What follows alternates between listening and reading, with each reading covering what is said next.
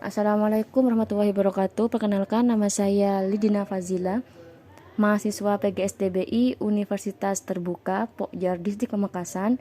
Di sini saya akan menyampaikan pembelajaran PKN di SD modul 3 dan modul 4 dengan dosen pengampu Bapak Lukman Budiarto SPD MPD. Baik, di sini saya akan menyampaikan materi yang ada di modul 3 dan modul 4. Modul 3. Di modul 3 ini membahas tentang keterkaitan pendidikan kewarganegaraan dengan IPS dan mata pelajaran lainnya. Nah, di modul 3 ini terdapat 3 kali pembelajaran. Yang pertama yaitu membahas tentang gambaran umum dan karakteristik pendidikan kewarganegaraan serta mata pelajaran IPS dan mata pelajaran lainnya di SD. Yang kedua, keterkaitan pendidikan kewarganegaraan dengan IPS, dan yang ketiga membahas tentang hubungan bidang studi pendidikan kewarganegaraan dengan mata pelajaran lainnya. Kita bahas satu persatu. Yang pertama yaitu gambaran umum dan karakteristik pendidikan kewarganegaraan serta mata pelajaran IPS dan mata pelajaran lainnya di SD. Di KB1 ini kita akan membahas 3 poin. Yang pertama, gambaran umum pendidikan kewarganegaraan. Mata pelajaran pendidikan kewarganegaraan adalah mata pelajaran yang memang mengalami perubahan nama dengan sangat cepat. Hal ini dikarenakan karena mata pelajaran tersebut sangat rentan terhadap ilmu politik. Namun, isi secara umum dan pendekatan serta sistem penyampaiannya kebanyakan tidak berubah. Yang kedua, hakikat dan karakteristik pendidikan kewarganegaraan. Di sini ada 2 poin, yaitu ada hakikat dan karakteristik. Yang pertama, hakikat pendidikan kewarganegaraan adalah mata pelajaran yang memfokuskan pada pembentukan diri yang beragam dari segi agama, sosiokultural, bahasa, usia, dan suku bangsa untuk menjadi warga negara Indonesia yang cerdas, terampil, berkarakter, yang dilandasi Undang-Undang 1945 dan Pancasila. Yang kedua, karakteristik dari pendidikan kewarganegaraan merupakan suatu bidang kajian ilmiah dan program pendidikan di sekolah dan diterima sebagai wahana utama serta esensi pendidikan demokrasi di Indonesia yang dilaksanakan melalui civic intelligence, civic responsibility, dan civic participation. Apa itu civic intelligence? Civic intelligence adalah kecerdasan dan daya nalar warga negara baik dalam dimensi spiritual, rasional, emosional maupun sosial. Nah, jadi di sini civic intelligence itu berkaitan erat dengan kecerdasan kita sebagai warga negara Indonesia. Yang kedua itu civic responsibility, yaitu kesadaran kita akan hak dan kewajiban sebagai warga negara yang bertanggung jawab. Jadi ini berkaitan dengan kesadaran kita sebagai warga negara Indonesia. Yang ketiga itu civic participation, yaitu kemampuan berpartisipasi warga negara atas dasar tanggung jawabnya. Nah, jadi di sini sebagai warga negara Indonesia kita harus berpartisipasi. Selanjutnya, bidang studi pendidikan kewarganegaraan dalam kurikulum S1 PGSD. Di sini terdapat fungsi dan peran serta tujuan pendidikan kewarganegaraan secara umum adalah sebagai berikut. Yang pertama, pendidikan nilai dan moral Pancasila serta UUD 1945. Yang kedua, pendidikan politik. Yang ketiga, pendidikan kewarganegaraan. Dan yang keempat adalah pendidikan hukum dan kemasyarakatan. Baik, kita lanjutkan ke KB2 tentang keterkaitan pendidikan kewarganegaraan dengan mata. Yang pertama, kita bahas tentang keterkaitan pendidikan kewarganegaraan dengan IPS. Pendidikan kewarganegaraan secara historis memiliki keterkaitan dengan IPS karena sebelum menjadi bidang studi pendidikan kewarganegaraan yang menurut kurikulum 94 diberi nama bidang studi pendidikan Pancasila dan kewarganegaraan. Pendidikan kewarganegaraan merupakan bagian dari bidang studi IPS. Selanjutnya yaitu konsep pembelajaran terpadu yang memiliki ciri-ciri. Yang pertama, berpusat kepada anak, memberi pengalaman langsung kepada anak, pemisahan antar bidang studi tidak begitu jelas, menyajikan konsep dari berbagai bidang, luas, dan hasil pembelajaran dapat berkembang sesuai dengan kebutuhan anak. Selanjutnya yaitu pendidikan kewarganegaraan dan pembelajaran terpadu. Dengan melihat sifat dan hakikat pendidikan kewarganegaraan, maka di dalam pendidikan kewarganegaraan pada dasarnya telah terdapat keterpaduan, yaitu merupakan keterpaduan antar pendidikan Pancasila yang memuat tentang nilai dan moral Pancasila dengan pendidikan kewarganegaraan yang merupakan gabungan ilmu bumi, sejarah, dan sivik. Selanjutnya KB 3 tentang hubungan bidang studi pendidikan kewarganegaraan dengan mata pelajaran lainnya. Dalam pembelajaran terpadu diantaranya yaitu model connected, model Weber, dan model integrate. Nah, di sini kita akan membahas tentang model Weber saja. Kita langsung ke contohnya. Di sini ada contoh yaitu melalui pemeliharaan kebersihan dan keindahan tingkat kesehatan bersama. Nah, di sini adalah poin utamanya. Kemudian dapat dikembangkan menjadi yang pertama menyusun laporan pengamatan, yang kedua membuat sulaman, dan lain-lain. Nah, di sini dapat dijelaskan atau dijabarkan menjadi yang pertama konsep 1 keindahan. Nah, ini merupakan konsep yang berasal dari mata pelajaran pendidikan kewarganegaraan. Yang kedua menyusun laporan. Di sini merupakan konsep pembelajaran dari mata pelajaran bahasa Indonesia. Dan yang ketiga, membuat sulaman lanen pada alat rumah tangga. Nah, di sini merupakan konsep yang berasal dari mata pelajaran seni. Dan yang kelima, keanekaragaman makanan. Ini bisa berasal dari konsep kesehatan jasmani. Dan keenam, keindahan dan kebersihan berasal dari konsep agama Islam. Baiklah, kita lanjutkan ke modul 4 tentang konsep serta prinsip kepribadian nasional, semangat kebangsaan, cinta tanah air, dan bela negara. Nah, di sini terdapat 3 poin utama. Yang pertama, konsep dan prinsip kepribadian nasional, dan yang kedua, konsep dan prinsip semangat kebangsaan, dan yang ketiga adalah konsep dan serta prinsip cinta tanah air dan bela negara. Baik, kita bahas satu persatu dulu dari KB pertama.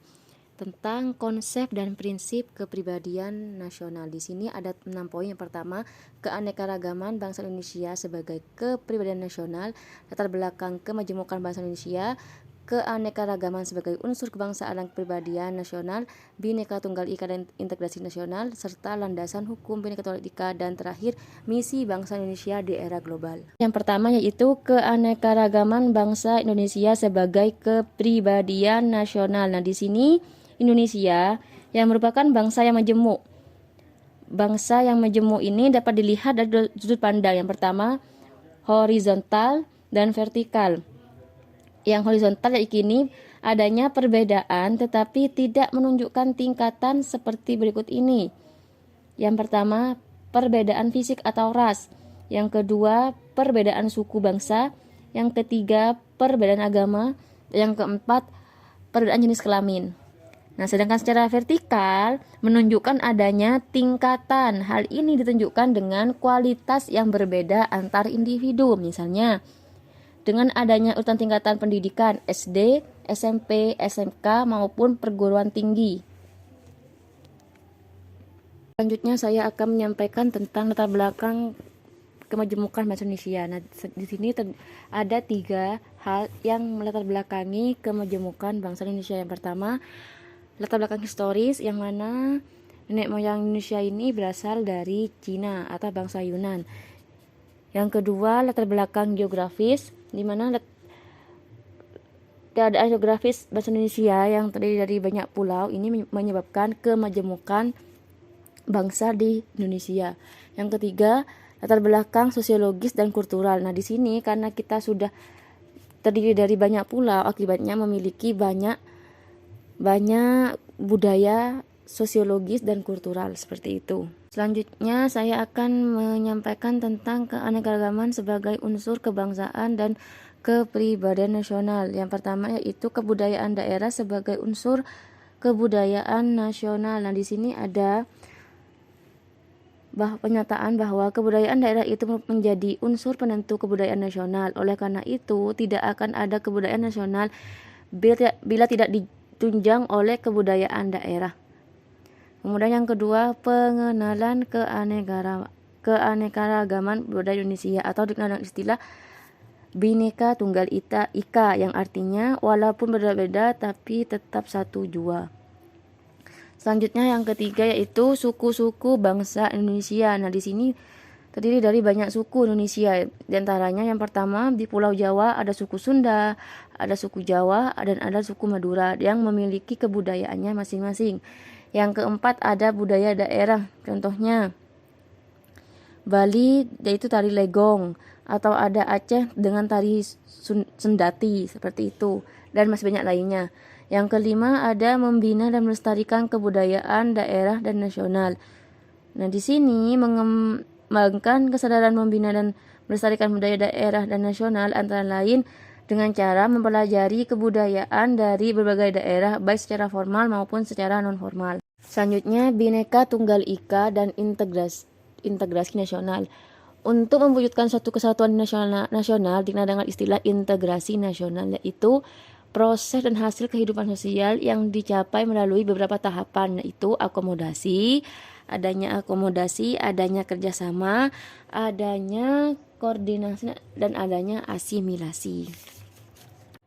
Selanjutnya ada landasan hukum Bhinneka Tunggal Ika. Nah, di sini ada 4 landasan. Yang pertama yaitu Pancasila sila ketiga. Yang kedua ada pembukaan UUD 45 alinea kedua. Yang ketiga ada batang tubuh UUD 45. Di antaranya adalah pasal 1 ayat 1, pasal 32, pasal 35, dan pasal 36. Dan yang terakhir itu pembinaan kebudayaan.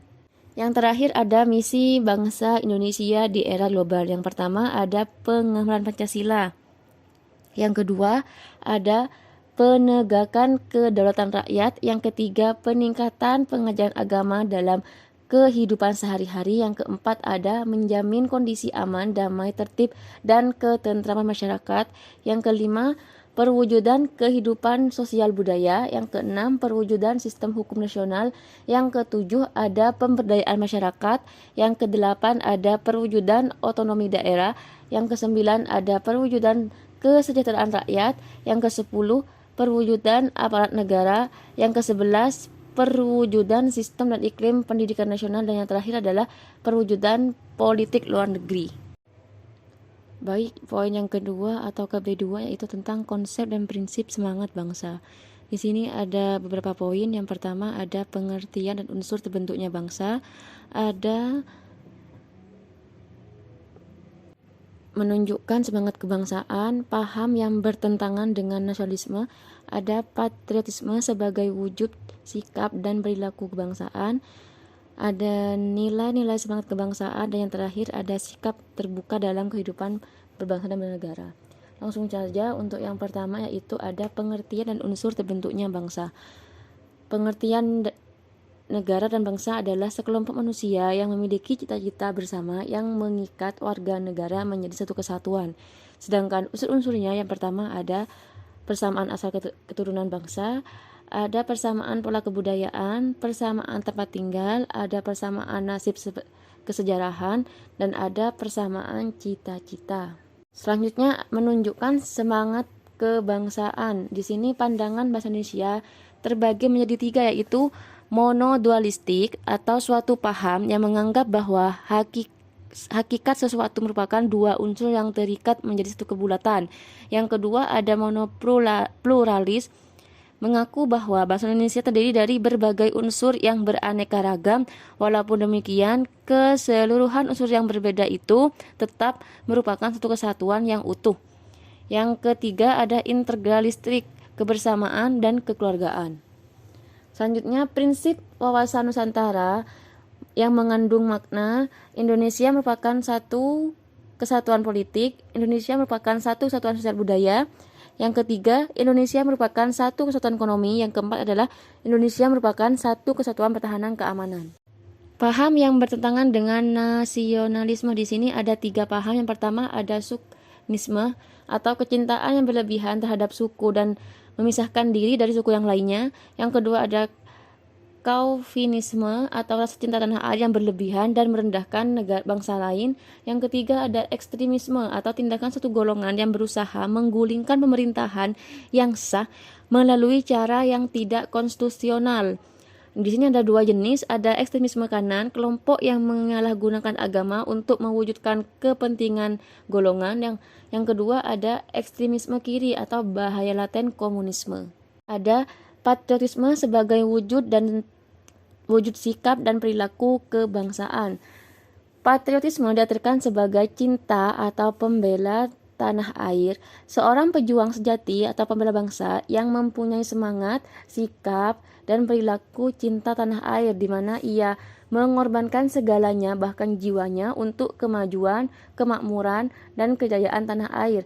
Seperti yang diungkapkan oleh John F. Kennedy, yaitu jangan tanyakan apa yang dapat diberikan negara kepada Anda, tetapi tanyakanlah apa yang Anda berikan kepada negara. Selanjutnya ada nilai semangat kebangsaan. Di sini ada 4 nilai. Yang pertama nilai persatuan, nilai kecintaan, nilai kebangsaan, dan nilai pengorbanan. Sikap terbuka dalam kehidupan bangsa dan bernegara. Nah, di sini sebagai permasalahan bangsa yang dihadapi saat ini tentu harus diselesaikan dengan tuntas melalui proses keterbukaan dalam kehidupan bangsa dan negara sehingga tidak timbul tanda tanya pada masyarakat dan menimbulkan konflik. Di KB terakhir itu konsep dan prinsip cinta tanah air dan bela negara. Di sini ada 2 poin. Yang pertama, konsep dan prinsip cinta tanah air, dan yang kedua yaitu konsep dan prinsip bela negara. Yang pertama yaitu konsep dan prinsip cinta tanah air. Sikap sadar dan bertanggung jawab atas nilai-nilai Pancasila adalah pencerminan kepribadian warga negara yang setia kepada dasar negara, Pancasila, dan Undang-Undang 45. Cinta tanah air memerlukan pembuktian dari masing-masing kita untuk bersikap dan berbuat sebaik mungkin bagi negara Indonesia. Kemudian yang kedua, konsep dan prinsip bela negara. Kewajiban warga negara dalam membela negara ini menurut dari pandangan siswa atau selaku siswa, yang pertama memperoleh pendidikan kewarganegaraan, yang kedua ada pelatihan dasar kemiliteran, yang ketiga pengabdian sebagai prajurit TNI, yang keempat pengabdian sesuai dengan profesi. Baik, sekian penjelasan dari saya tentang materi pembelajaran PKN SD yang ada di modul 3 dan modul 4. Kurang lebihnya saya mohon maaf. Terima kasih. Wassalamualaikum warahmatullahi wabarakatuh.